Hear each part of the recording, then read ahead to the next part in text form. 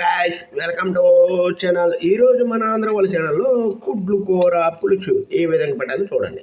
Very simple. అంటే టమాటా పులుసు చేసేసి చూడండి, ఈ విధంగా గుడ్డుని కట్ చేసుకోవాలి. ఎందుకు అంటే మన చేస్తున్న గ్రేవీ అందులో లోపలికి వెళ్ళి ఉడికితే మన తినడానికి కూడా బాగుంటుంది, టేస్ట్గా ఉంటుంది. ఆ లోపల ఉన్న ఇంకొక గుడ్డు ఉంటుంది, కోడిగుడ్డు. అంటే ఇది పెద్ద అన్న, లోపల ఉన్న చిన్న అన్న, వాళ్ళిద్దరు బాగా ఉడికితే బాగుంటుంది తినడానికి. ఓకేనా?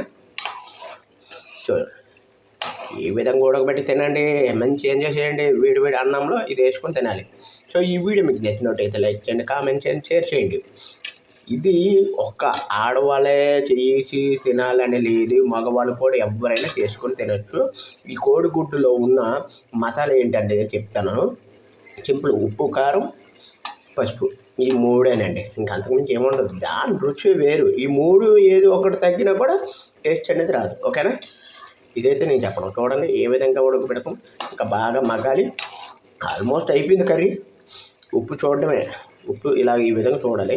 వేడిగా ఉంటుంది. మూతి కాలిపోయింది అనుకోండి, తెలుసు కదా, మూతు తప్ప ఇంకేం లేదు. సో ఈ వీడియో మీకు నచ్చిందని నేను అనుకుంటున్నాను.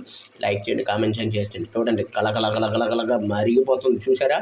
ఇలాంటి వేడి తింటేనే మన లోపల ఉన్న బ్యాక్టీరియా కానీ వైరస్ కానీ చచ్చిపోతాయి మన బాడీలో. సో ఈ వీడియో మీకు నచ్చింది. Okay, bye, love you.